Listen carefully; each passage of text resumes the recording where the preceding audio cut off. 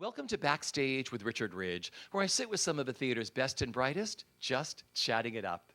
SAG Foundation and BroadwayWorld have partnered for a filmed Conversations Q&A series celebrating the vibrant theater community here in New York City and the union actors who aspire to have a career on both stage and screen. This event, which is coming from the NYIT Auditorium on Broadway, is a conversation with the cast and creators of the Broadway production of Rodgers and Hammerstein's musical Cinderella. Enjoy.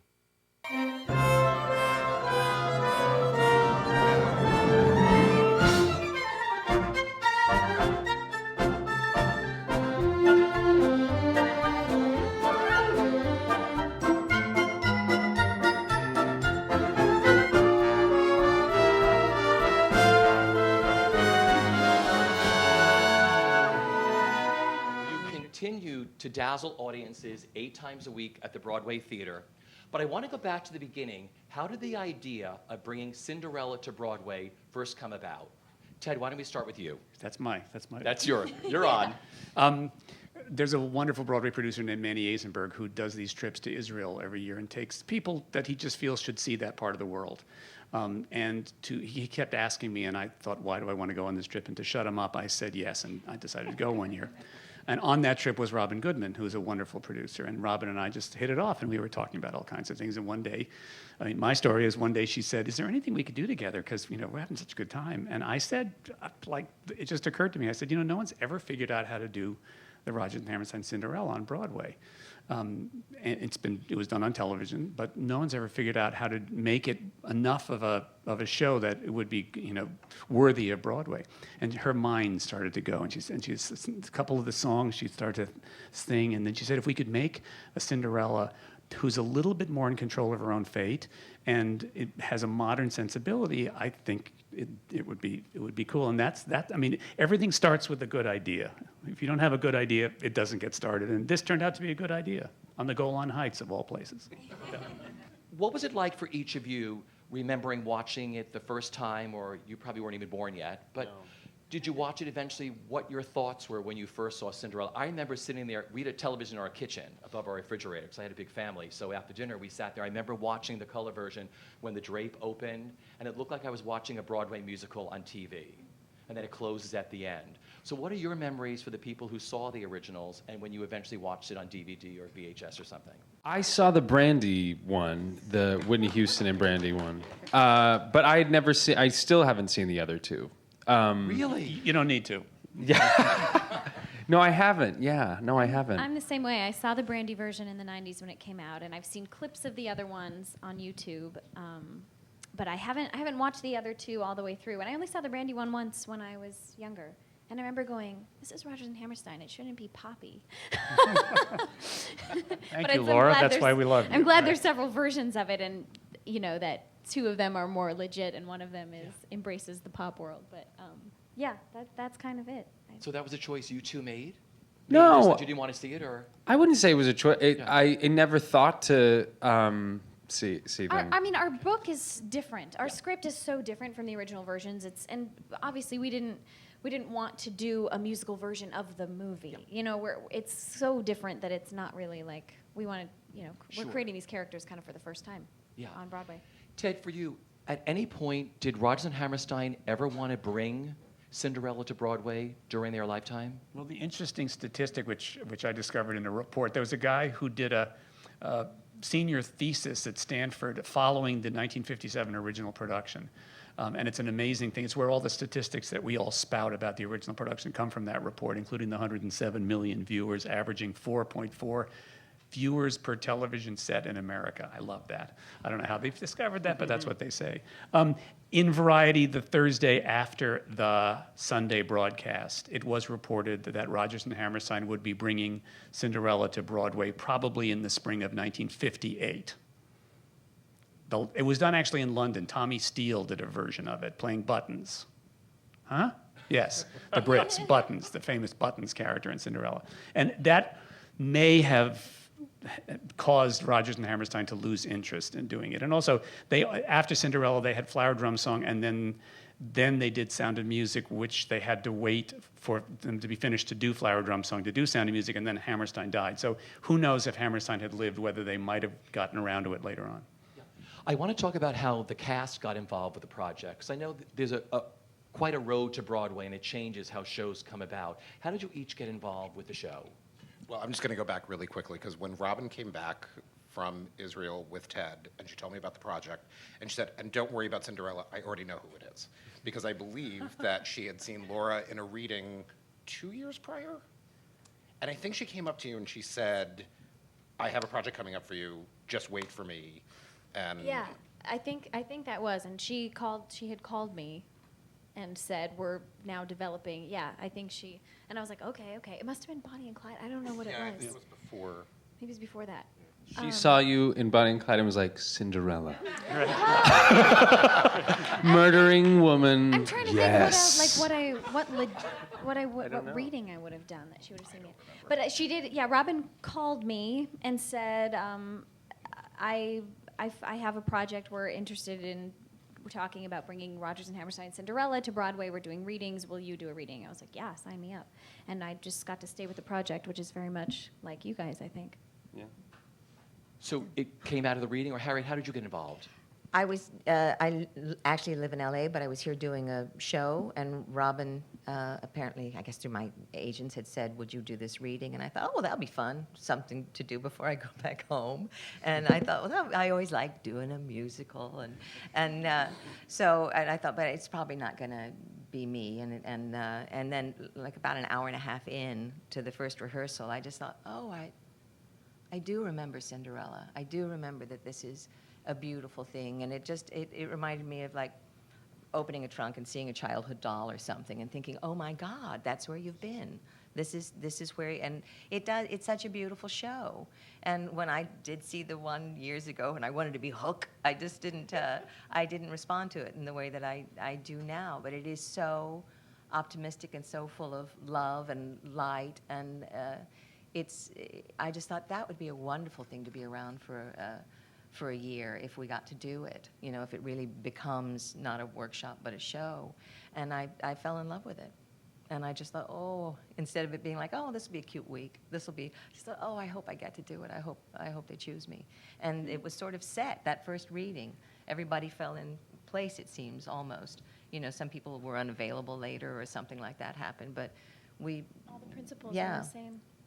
We did another workshop over the summer. We just all kind of fell in love with each other, too, that first week. And Santino, for you? I was in a play before this called Sons of the Prophet that Robin also worked on, and she, in tech, Robin had produced a reading right when I moved to New York called The Flamingo Kid that Henry Krieger had written and Michael Mayer worked on, and I was the Flamingo Kid in one of those readings, and so she knew me, so she knew I sang. And then in tech, for Sons of the Prophet, I was singing or humming or doing something because there's a lot of waiting. And she said, do you want to do a musical again? You should sing again. I was like, well, yeah, maybe. And she gave me this, she said, oh, Cinderella, the Princess Cinderella. And I was like, I don't think so. I don't think that sounds very interesting.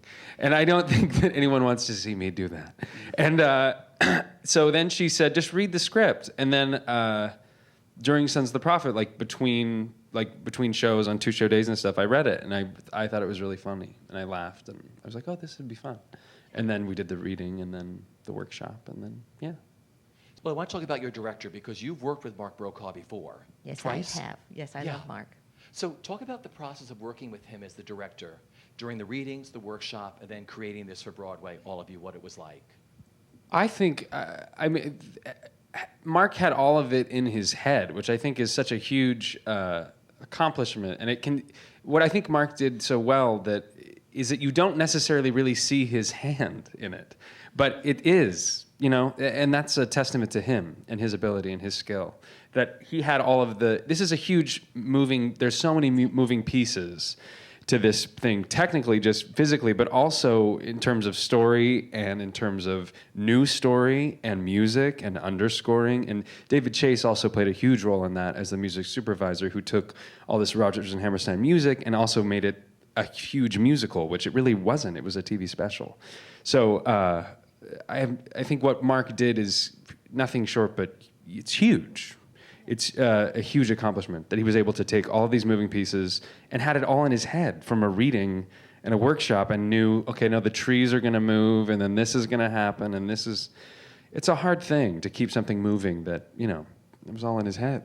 Yeah, there were literally days he would be like, we have to move this chair over 2 inches so that the fence can fit this and hide this moment that needs, like, he had it so perfectly somehow technically in his brain, so that when we got to tech, considering how hugely technical the show is, like, our tech process went relatively smoothly considering all that was going on, because he was so prepared. I was honored. You understand that I'm all important and then all unimportant in this process.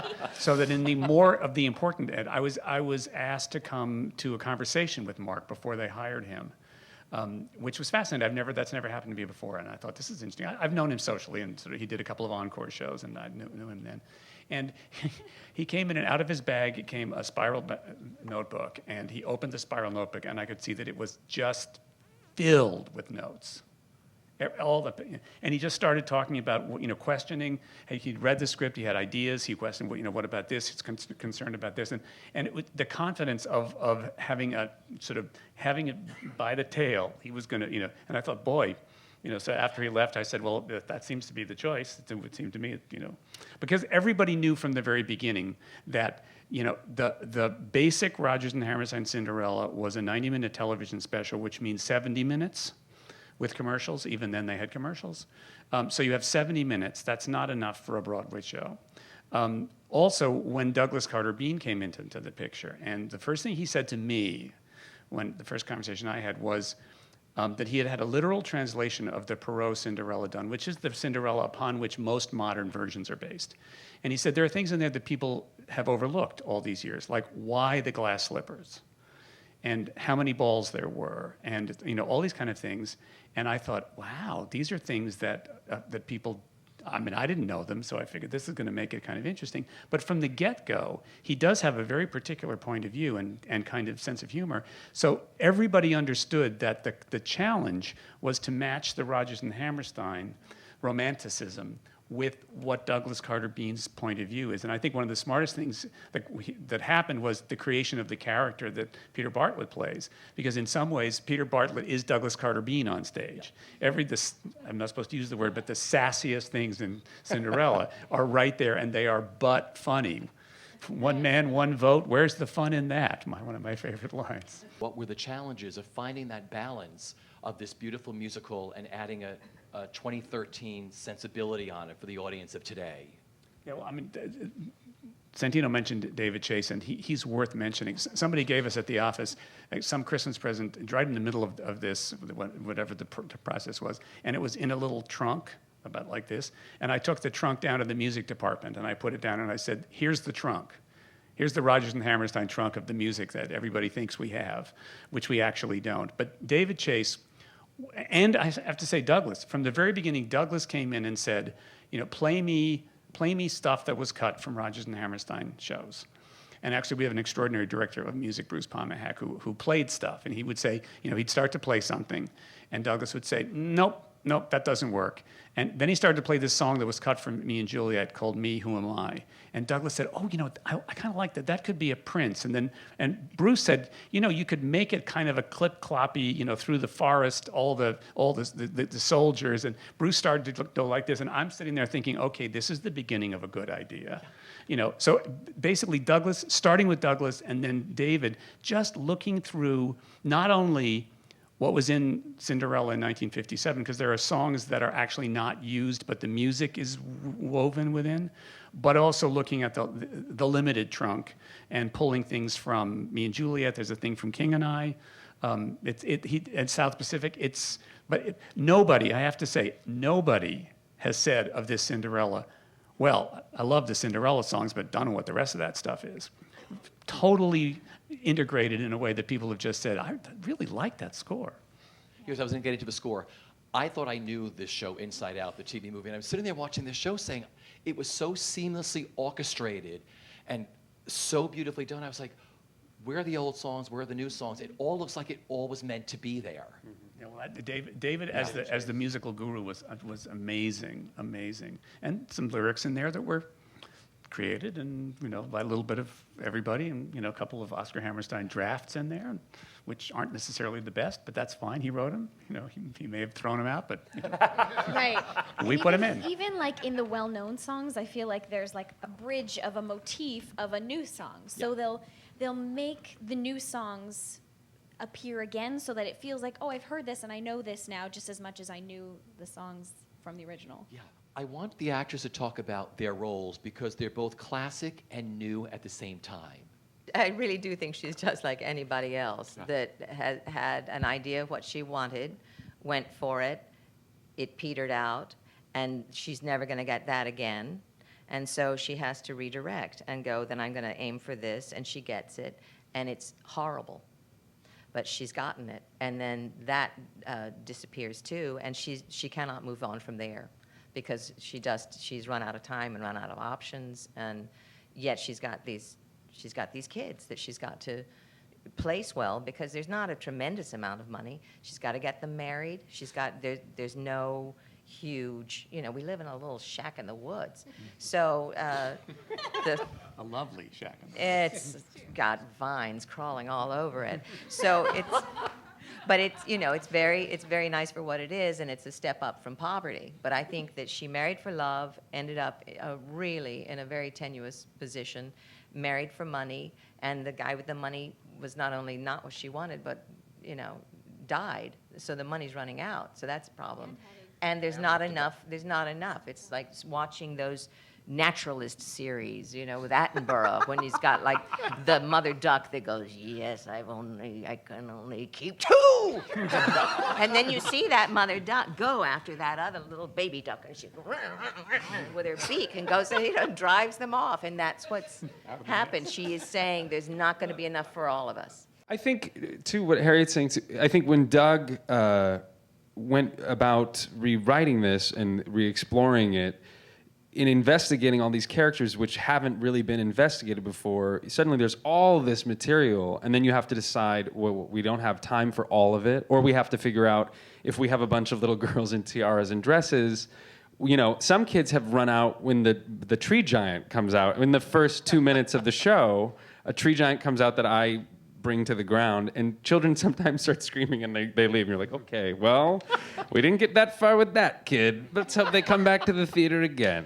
I'm not going! So I think, Doug, if you're gonna have Cinderella, if it's a romance where a girl finds true love and she can suddenly be taken care of, in today's audience, I don't think anyone's interested in rooting for her falling for a guy we know nothing about, and because we don't know, he may not be good for her.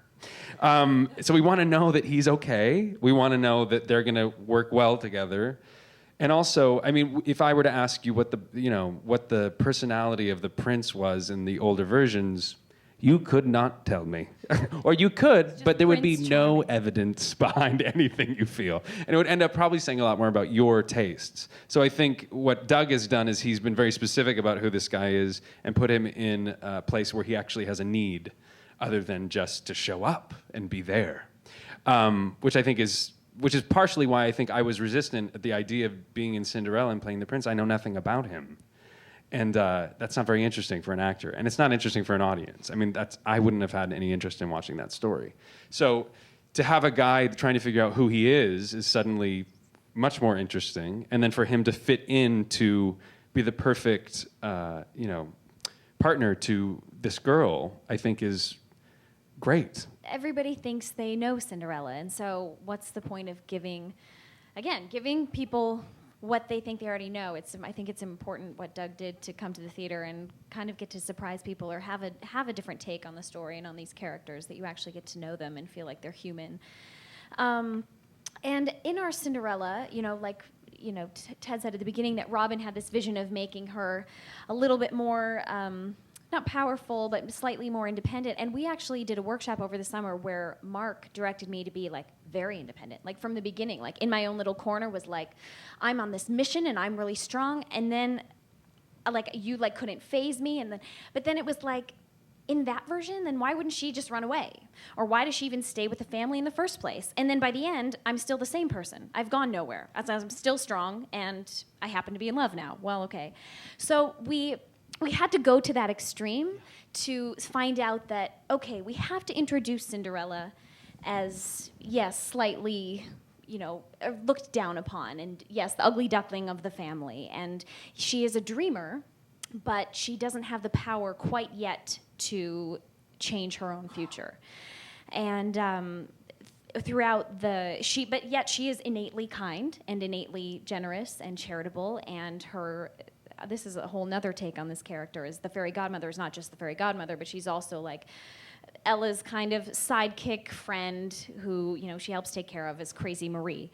And Crazy Marie turns into the fairy godmother because Cinderella has treated her with kindness, that Cinderella has deserved that, and she's earned that right, and that, the genie of the 3 wishes, she's earned it because she's been a good person. And I think that's really lovely and a wonderful message to tell, and not just having Cinderella be like the poor, downtrodden damsel in distress. But she's also someone that people can look up to and admire for her characteristics. The transformation sequences, for those who have seen Cinderella, are breathtaking without giving anything away.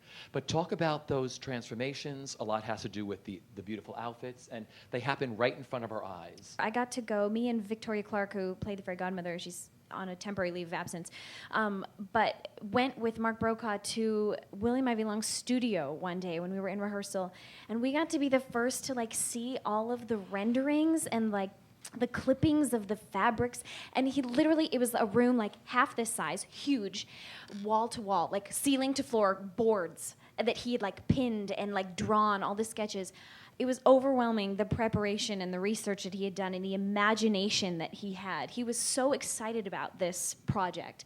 And I think the stuff that he did with the costumes is revolutionary. I think as far as in the realm of quick changes that have ever existed, he didn't want to do what people have seen before, and he didn't want to have a blackout and have me run behind a carriage and come back out in a dress, or have a body double spin on, and he wanted it to happen in front of the audience's very eyes so that they would be astonished. And he came up with a way to make it happen 3 times. I have 3 transformations in the show, and the fairy godmother has one as well. I thought Josh Rhodes' choreography is absolutely brilliant because I would actually like to sit in the mezzanine to watch the show, because I know there's all these configurations at the ball about how the ballroom dancing is done there. You should. But Santino, you do more dancing in this show than I think you've done any other show you've done, right? Yeah, definitely. Yeah, that ball sequence is 17 minutes of. There's a gavotte, and then there's the ball proper. Yeah, definitely. And it just goes on. So take me back to the rehearsal process of working with Josh when it all clicked for you, of saying, I can get through this sequence. Well, the first, when I think it was after the workshop. I don't remember when, but I remember. Oh no, it was before the workshop. Josh wanted to meet with me, and so I was like, yeah, sure. Now he has no idea. The producers and the director have kind of been like, this is kind of the guy we want to do it, but he doesn't know. I could have been, I should have gone in there limping and I can't do it. Oh no, he'll just watch from the sides, because typically the prince isn't doing any dancing really. If you look, people. Waltzing. Yeah, it's kind of waltzing. People would say. I remember during a lot of the rehearsals, I also had to end up taking. I took a weekly partnering class, and we did dance in school and stuff, and definitely in plays that I've been in and in musicals, I've definitely had to dance, but not lifting women. That's not on my special skills for my resume. It is now. Yeah, maybe. I'll do a sonnet by heart. I can do that. So I was a little nervous about that, only because I knew that wasn't going to be, because I didn't know what, you don't know what's in their head. In the script, you read the script and you know what you're getting into, and it says a ball. They dance. Yeah, they dance. What does that mean? And in the past productions of it, or even the TV shows, you see them come together, you see them dance, and they go away, and then the real dancers start dancing, and then they come back.